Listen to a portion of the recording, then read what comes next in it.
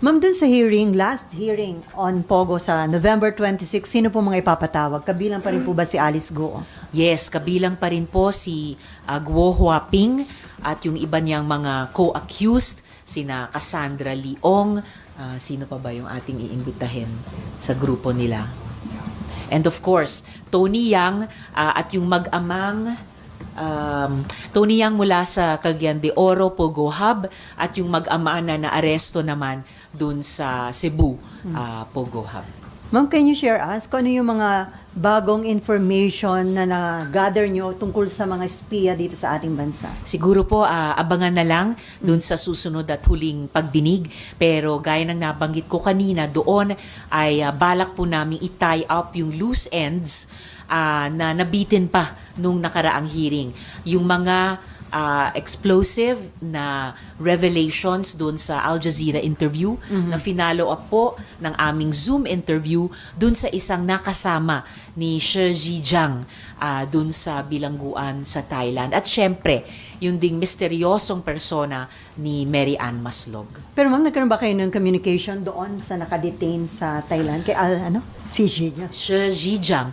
Patuloy po yung naging efforts namin pati sa pamamagitan ng Department of Foreign Affairs na makontak ng ating gobyerno. At kasama na namin dito sa Senado si Shi para mapatunayan o mapasinungalingan man yung kanyang mga revelations tungkol kay Guo Huaping bilang di umano kapwa espiya o ahente o asset niya dito sa Pilipinas sa kamay ni Madong Lee, tama ba? Sa kamay ni Madong Lee. Naging mas urgent po yung pagsusumikap namin at sa pamamagitan sana ng ating mga executive agencies makontak at makausap si Shi dahil nabalitaan ngang inilipat siya ng bilangguan. Opo. At alam po natin minsan kung gaano pwedeng maging mapanganib yung ganyang pag-iba ng status o location ng isang masasabi nating importante at hindi ordinaryong bilanggo. So hanggang ngayon, hindi alam yung whereabouts, ma'am, ni si Zhejiang? Hindi pa po matiyak publicly ang exact bagong location si Shi Zhejiang. Yun lamang na nasa loob pa rin di umano sa Thailand. Kaya patuloy din yung pakiusap ko sa ating gobyerno makipag-ugnayan sa gobyerno ng Thailand para ma-secure sana iyang contact kay Shi Zhejiang. So ma'am, can you tell us na po ano yung mga proposed bill na sa tingin niyo dapat isulong para nga ma-prevent na itong mga issue about sa Pogo, mga Chinese spy? So, iba't ibang areas po ito. Kasama na yung DSWD response sa ating mga Pogo victim survivors. Yung usapin din ng oversight sa implementasyon ng ating agrarian reform laws dahil nga dun sa pagpapagamit sa Pogo pala nung lupang tinayuan ng Pogo hub sa Porac. Pero nauna nang na-i-award dapat sa mga agrarian reform beneficiaries, pati po yung usapin ng fake birth certificate. So yung paghihigpit ng ating mga batas, polisiya, procedures tungkol sa birth certificates na hindi malusutan ng napag-alaman natin higit 1,000 fake birth certificates, tinagurian ng PSA na spurious birth certificates, pero kakaunti pa lamang ang idinulog nila sa Office of the Ombudsman para ito ay makansela. Kasama na po yung kay Guo Huaping na spurious birth certificate. So, kailangan bilisan po yung prosesong iyan. And syempre, yung isa sa pinaka-importante ay yung paglilinaw at pagsasara ng mga gaps dun sa EO na inilabas para sa pag-ban ng Pogos. Pinagpapasalamat ko yung layunin ng EO na yan, lalo na at napaka-importante yung pagsasagawa ng just transition, ang mga alternatibong trabaho at hanap buhay sa mga Pilipinong napilitang makipagsapalaran sa mga Pogo. Pero may mga importanteng malalabo pa o outright loopholes pa doon sa EO. Halimbawa, kaugnay ng mga pwede bang magpatakbo pa rin ng POGO operation sa loob ng mga casino o kaya sa loob ng mga resort na may casino sa loob, pwede mag-POGO pa dyan. At napaka-importante, yung mga economic zones tulad ng CEZA, APECO, na papayagan ba magpatuloy ang POGO doon dahil nagkakataong wala sila sa ilalim ng jurisdiction ng PAGCOR. Tapos, yes, and of course, last but not the least, na magre-reinforce by force of law dun sa dapat ma-improve na EO, yung anti-POGO bill na sisiguraduhin ko sa periods of interpellation and amendments, linawin yung mga malabo pa at isara yung mga gaps. So ma'am, the mere fact na may nakikita kayong loopholes dun sa EO, considering na we have less than 1.5 month Exactly. before the year ends, ano yung nakikita ninyo? By the end of the year, completely wala nang POGO? Or do you think andyan pa rin? Sa ngayon, definitely andyan pa rin at masyado silang malikhain eh. Gumagawa ng paraan na mag-iba ng identity. Yung iba nagkukunwari ng simpleng at legal na BPOs lamang sila. At ang sumbong pa sa amin ay mismong ilang mga opisyal ang nagpapayo sa kanila na ganun ang kanilang gawin. Yung iba naman ay baka nagsusubok na ngayon na itago ang kanilang mga POGO operations sa likod nga nung mga nabanggit ko kanina, yung ilang pang mga loopholes dun sa EO na yon. Alam po natin na hindi rin kabilis na maglikha at mag-provide ng mga alternatibong trabaho at hanap buhay. Kaya mabutit, nabalitaan po namin, nagdadaos at magdadaos pa ang DOLE ng mga job fairs. At sana i-maximize po nila iyan, face-to-face job fairs, yung pag-extend ng reach ng job fairs na iyon sa pamamagitan ng mga online na job offers sa ating mga dating POGO workers. Pati nga po yung maximize nila sa presensya at mga programa ng mga peso sa ating mga LGU para mag-reach out. Dahil naalam natin dahil sa mga raids na isinagawa ng mga otoridad, ang mga POGOs ay hindi lamang dito sa Metro Manila, pati nga po dyan sa Cebu, sa Cagayan de Oro, at maaring sa iba pang mga lugar. Before RG, ma'am, government official yung nagpapayo pa sa mga POGO? Anong Yung gagawin? mga sumbong sa amin ay may mga government officials pa na nagpapayo sa kanila ng mga ganun. Bago na lang kayo ng forma, at least legally, birang mga simpleng BPOs lamang. Pero nakatago sa loob nun ay mga POGO operations pa rin. Okay, RG. May microphones. Ma'am, follow-up lang dito. Kasi ma'am, nabanggit nyo yung policy gaps dun sa EO. And if we take that in the context of the other point that you made, which is may mga nagdi-disguise na as other legitimate businesses, it stands to reason to think na baka hindi kaya may pinaburan talaga yung EO as formulated na certain parties. Maybe it was. Do you think the gaps are accidental gaps or innocent gaps, or were they really put there to provide an escape hatch for certain favored parties? And if ever, who would be those favored parties and who did the favoring? I hope na walang pinaboran dun sa pag-draft at pag-issue ng EO. Dahil naalala ko nung una kong itinanong bakit mukhang may loophole para sa mga tulad ng CESA makalusot sa ban on POGOs. Nilinaw naman kaagad ni Executive Secretary Bersamina hindi kasama sila.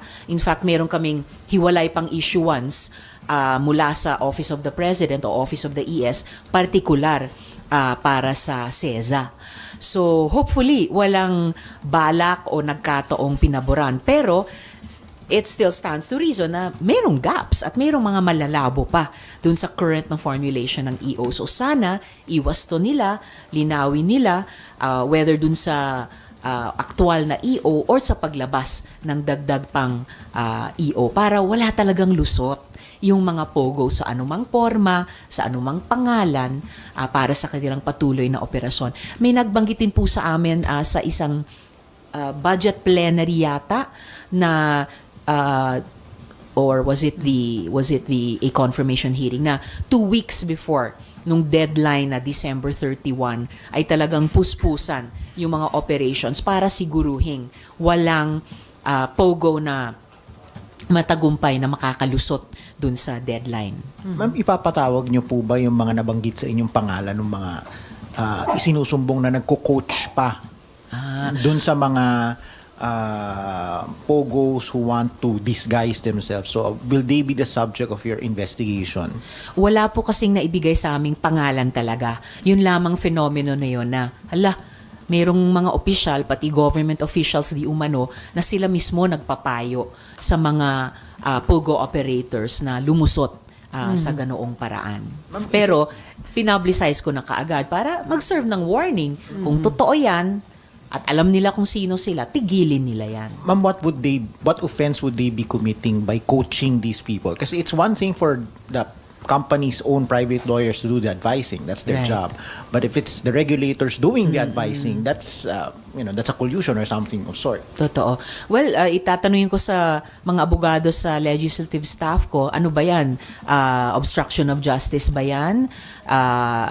Kung ano man, but siguradong may accountabilities. At kung yung regulators mismo nagpapa-regulatory capture o mga miyembro ng executive na dapat ay nagpapatupad ng batas at sila mismo ay sumasaway sa isang ban na inanunsyo ng SONA, sa isang inilabas na EO, in principle sa ilalabas naming batas laban sa pogos, mas mabigat ang accountability nila.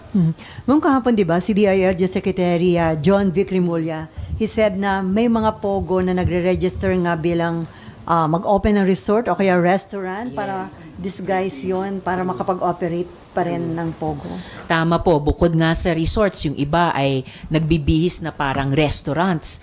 Kaya lalong may responsibilidad yung ating LGUs dahil pagka-ban pa lang noong SONA, naglabas na ng listahan, pinadala sa mga respective LGUs na yung mga nalalamang location ng mga pogos. At kung ngayon, nagdi-disguise sila bilang restaurants, bilang resorts, narinig ko bilang KTVs o ano pa man, talagang on notice ang DILG, on notice ang ating mga LGUs na gamit yung visitorial powers or inspection powers ng mga LGUs, patotohanin na wala ng pogo na nag-ooperate sa kanilang mga jurisdictions at walang otherwise legal na business establishments na nagsisilbing front sa mga pogo operations. May liability po ba ang LGU sakaling makalusot itong mga pogo na mag-open ng ganong klase ng business na front lang para tuloy pa rin yung kanilang illegal operation? May liabilities ang LGUs at pati po yung DILG o ibang department ay nagbanggit nun sa isang hearing na naglo-look forward sila sa mga pag-amyenda sa local government code para mabigyan ng mas malakas, malinaw na mas malakas na kapangyarihan ang DILG o ang LGUs mismo na tukuyin, imbestigahan at kung mapatunayang may sala, disiplinahin yung mga local government officials na sa halip na tugisin ang mga pogo na isang illegal na economic activity na ngayon, ay bibigyan pa ito ng protection o legal cover. Before Raymond, ma'am, the mere fact na sinabi nyo na may loophole kayong nakita doon sa EO ng Malacanang, it doesn't mean naman na nagdududo kayo sa sincerity ng utos ng Pangulo na ipagbawal na ang pogo sa bansa. Completely. Yung sincerity, yung huling gusto ko sanang bitawan dahil napastanding ovation pa ako dun sa pag-anunsyo ng ban on pogos by December 31 at just transition para sa mga nagtrabaho sa pogos nung SONA. So, yun ang huling dapat baliin, di po ba? At nasundan naman na nila ng isang EO, bagamat may mga kailangang iwasto na malabo o butas sa EO na yon. At kami po sa Senado ay hindi rin naiiwanan ng malayo. Meron na po kaming nakahain na anti-pogo bill na balak po namin ipasa into law. So, panghawakan po at patuloy na patunayan ng administrasyon na binaban talaga nila ang pogo. At dahil nga po nasa proseso na yung anti-pogo bill, patuloy na mapapatunayan ng administrasyon ang sinseridad nila laban sa Pogo sa pamamagitan ng pagsuporta sa panukalang iyon. Gusto ba nilang isama sa priority legislation ng LEDAC? Gusto ba nilang i-certify as urgent? Ito urgent talaga kasi kulang na, no? Gaya ng sinabi niyo, Ms. Sally, kulang na sa 1.5 buwan yung pagpapa-epekto talaga ng deadline. Okay, Raymond. Ma'am, going back to dun sa isyong para bang yung Pogo is nagpapanibagong anyo. Tama ba na yung responsibility ng pagbabantay ay iatang lang sa LGU or other agencies should step in para magkaroon ng unified action against the operation of the guerrilla operations ng Pogo?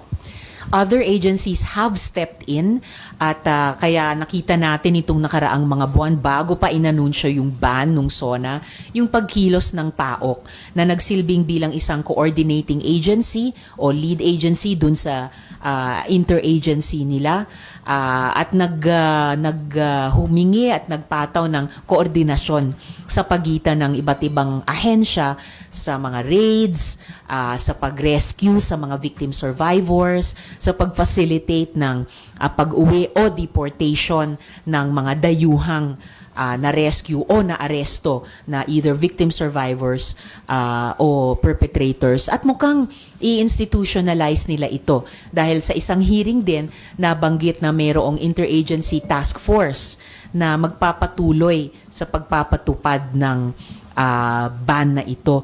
Mukhang inaasahan din nila na hindi lahat ng Pogos ay susunod dahil kasama po sila sa pagpansin at pag-communicate sa amin at pag-communicate din sa publiko na yun na nga may mga moves na ginagawa yung mga Pogo para makatakas dun sa ban na iyan. At kasama na nga po yung pagbabagong anyo, di umano, pagtatago sa loob ng mga legal na mga negosyo at iba pa. Recently, merong dalawang raid na naging controversial. One was in Malate and the other one was in Bataan. Ano ho ang nakarating sa inyong impormasyon hinggil sa, kasi may mga, kahapon nabanggit din ni Governor or Congressman Abet Garcia tungkol sa Bataan na very protective sila doon sa One Bataan na inoperate ng PAOK. Ano pong nakarating sa inyong impormasyon hinggil dito sa dalawang ito na raid sa supposedly Pogo pero may mga nagdidepensa sa kanila? Yung raid po sa Malate, ang naririnig ko po at itinanong ko rin actually na sa mga nakaraang hearings nitong linggo ay yung issue di umano ng koordinasyon na dahil ang PAOK daw ay dapat interagency o integrating o coordinating body, may ilang mga ahensya di umano na nagreklamo bakit, or rather ang PAOK ang nagreklamo sa at least isang ahensya, no, ang PNP na kulang or wala daw koordinasyon at binanggit din po ng PAOK na may at least 2 pang ahensya na dapat daw kinoordinata ng PNP pero hindi nila ginawa. So tingin ko importante para sa patuloy na mataas na kredibilidad nung polisiyang pagban ng Pogo, nararamdaman po natin ang suporta niyan mula sa publiko, mula pa nung mga pagdinig namin laban sa Pogo at Kinaguo Huaping. Importante na malinaw yung usaping iyan. Ano ba ang naging proseso? Ito po ba ay sumunod sa mga protocols na matagal na nilang matagumpay na inoobserbahan sa mga sunod-sunod na mga nakaraang raid sa Pasay, sa Bamban, sa Porac din, sa Cagayan de Oro, sa Cebu, at dapat yung ganyang ding mga protocols ay strictly naobserbahan dun sa raid sa Malate para rin maging mahigpit yung kaso na mabibuild up nila laban sa mga suspected na Pogo operators doon.